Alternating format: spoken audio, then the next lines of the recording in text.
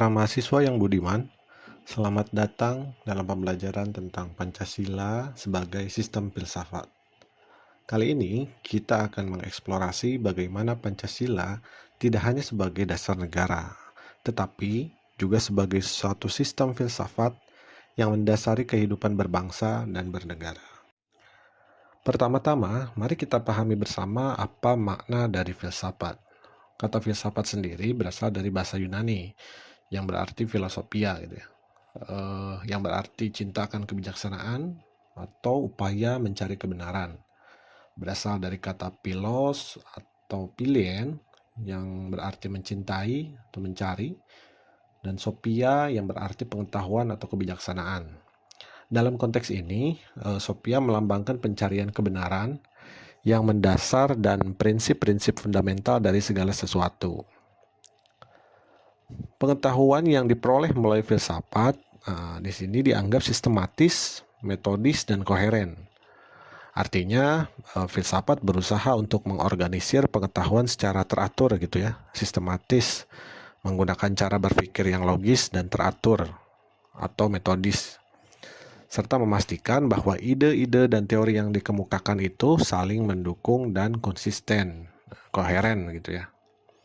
Sehingga melalui pendekatan ini, filsafat itu bertujuan untuk menemukan prinsip-prinsip dasar yang mengatur realitas, memberikan pemahaman yang lebih dalam tentang dunia dan eksistensi manusia. Filsafat memiliki beberapa fungsi utama, diantaranya kritis, menilai dan mempertanyakan asumsi serta argumen untuk menemukan kekurangan atau ketidaksesuaian.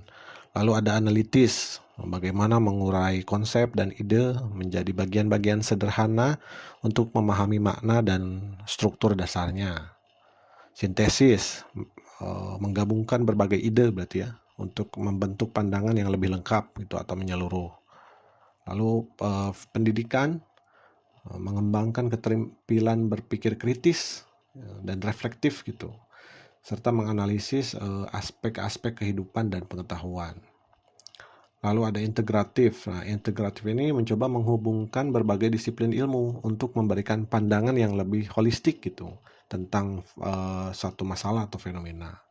Yang selanjutnya ada praktis. Praktis ini memberikan panduan dalam membuat keputusan etis dan menerapkan prinsip hidup dalam kehidupan sehari-hari. Selanjutnya, cabang filsafat dibagi menjadi ontologi atau teori keberadaan, misalnya tentang hakikat gitu ya. Ontologi itu mempelajari tentang hakikat dan jenis-jenis keberadaan gitu. Jadi fokus pertanyaannya biasanya apa itu ada, apa saja kategori dasar dari satu realitas gitu ya. Ontologi ini mengeksplorasi berbagai bentuk eksistensi gitu, seperti objek fisik, konsep abstrak, atau entitas metafisik gitu, serta hubungannya antara berbagai jenis entitas tersebut. Lalu ada epistemologi, atau yang kita kenal sebagai teori pengetahuan. Epistemologi ini berfokus pada studi tentang pengetahuan gitu, bagaimana kita mengetahui sesuatu dan apa yang dianggap sebagai pengetahuan yang sah gitu ya. Ini melibatkan pertanyaan tentang sumbernya dari mana, batasannya seperti apa, lalu kriterianya untuk pengetahuan itu seperti apa. Lalu yang selanjutnya ada aksiologi atau teori nilai gitu. Aksiologi di sini mempelajari tentang nilai dan evaluasi gitu ya, termasuk etika dan estetika gitu. Ini mencakup pertanyaan tentang apa yang dianggap baik, apa yang dianggap benar, atau apa yang dianggap indah gitu ya. Serta bagaimana nilai-nilai tersebut dapat dipahami dan diterapkan dalam kehidupan gitu ya. Bahasan-bahasan aksiologi biasanya membahas baik nilai moral atau etika maupun estetika, nilai keindahan, serta hubungan antara nilai-nilai tersebut yang nantinya jadi keputusan serta tindakan manusia seperti itu. Sebagai sistem filsafat, Pancasila memiliki ciri-ciri sebagai berikut gitu. Ciri-ciri sistemnya itu diantaranya kesatuan bagian-bagian.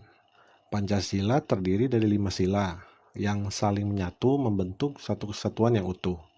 Masing-masing silanya berperan sebagai elemen penting dalam sistem pemikiran Pancasila. namun bersama-sama membentuk dasar ideologis yang koheren.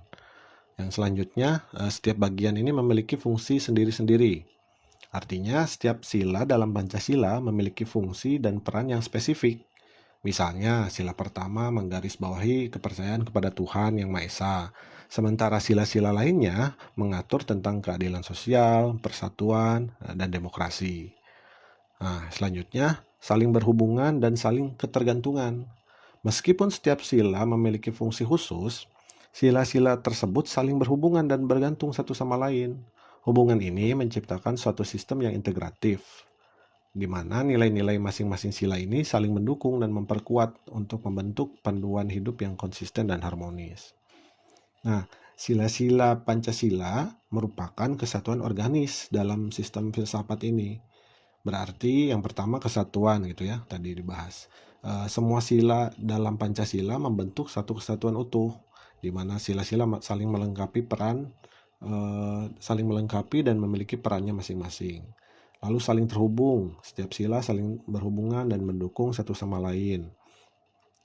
Lalu sinergi, saling bekerja sama untuk mencapai tujuan bersama, yaitu mewujudkan masyarakat adil makmur dan harmonis seperti itu.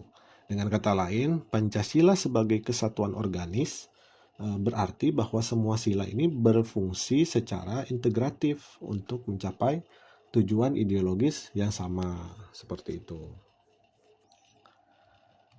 Ada 5 poin esensi sistem filsafat dalam Pancasila. Yang pertama, Tuhan sebagai kausa prima gitu ya. Pancasila mengakui Tuhan sebagai dasar utama atau penyebab pertama dari segala sesuatu. Ini menegaskan pentingnya nilai religius dalam kehidupan berbangsa dan bernegara. Selanjutnya ada manusia sebagai makhluk individu dan makhluk sosial. Pancasila di sini melihat manusia sebagai individu yang memiliki hak dan tanggung jawab pribadi, serta sebagai bagian dari masyarakat yang harus berinteraksi dan berkontribusi secara sosial gitu. Selanjutnya persatuan. Nah, persatuan di sini menekankan pentingnya kesatuan dan identitas nasional, di mana setiap individu itu dan kelompok harus memiliki kepribadian kolektif yang memperkuat persatuan bangsa seperti itu. Ada rakyat. Nah, rakyat di sini menggarisbawahi bahwa unsur mutlak negara itu adalah kerjasama dan gotong royong antara rakyat untuk mencapai tujuan bersama dan menjaga kesejahteraan umum seperti itu. Yang terakhir ada adil gitu ya. Nah, keadilan menyiratkan bahwa setiap orang itu berhak mendapatkan keadilan, baik untuk diri sendiri maupun untuk orang lain, sebagai hak fundamental yang harus dihormati dalam kehidupan sosial.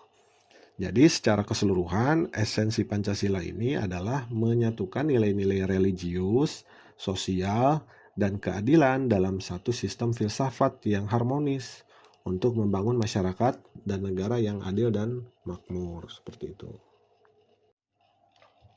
Secara ontologi, Pancasila memfokuskan pada penyelidikan hakikat dasar dari sila-sila Pancasila sebagai sistem filsafat, dengan menyoroti aspek-aspek berikut. Misalnya, di sini hakikat dasar dari sila-sila Pancasila. Setiap sila dalam Pancasila mencerminkan aspek ontologis yang mendasar gitu ya, membentuk sistem kehidupan berbangsa dan bernegara. Ini berarti bahwa Pancasila setiap silanya berfungsi sebagai prinsip fundamental yang mendasari dan membimbing kehidupan masyarakat gitu. Pada hakikatnya dasar ontologis itu adalah manusia. Manusia dianggap sebagai pusat dan objek dari sistem nilai Pancasila ini, yang memiliki hakikat yang mutlak dan menjadi fokus utama dalam setiap silanya. Jadi dengan kata lain, ontologi Pancasila ini berusaha memahami dan menjelaskan dasar-dasar yang mendasar dari prinsip Pancasila dengan menekankan peran dan posisi manusia dalam sistem nilai dan tata kehidupan berbangsa dan bernegara. Secara epistemologi, Pancasila menyelidiki hakikat sebagai sistem pengetahuan dan ideologi gitu. Nah, dengan fokusnya sistem pengetahuan Pancasila di sini dipahami sebagai sistem pengetahuan yang mengintegrasikan nilai-nilai dan prinsip-prinsip dasar untuk membimbing kehidupan berbangsa dan bernegara. Jadi sebagai sistem pengetahuan, Pancasila menawarkan panduan pemahaman gitu ya tentang bagaimana masyarakat itu harus diatur dan diorganisasi gitu. Lalu ada belief system. Nah, belief system ini berfungsi sebagai sistem keyakinan dan ideologi yang mencerminkan cita-cita dan tujuan kolektif bangsa gitu. Jadi Pancasila itu mencakup kepercayaan yang mendalam tentang bagaimana seharusnya dibangun dan dijalankan gitu ya. Jadi masyarakat itu seharusnya dibangun dan dijalankannya itu seperti apa. Lalu unsur rasionalitas.